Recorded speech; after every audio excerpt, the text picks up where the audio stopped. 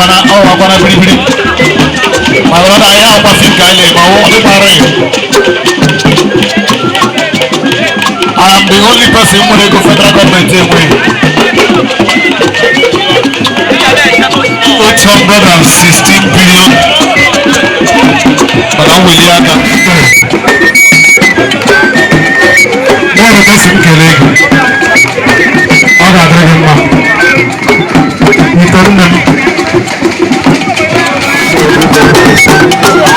Let us go every day, get our diary, our quality money, and save with the one.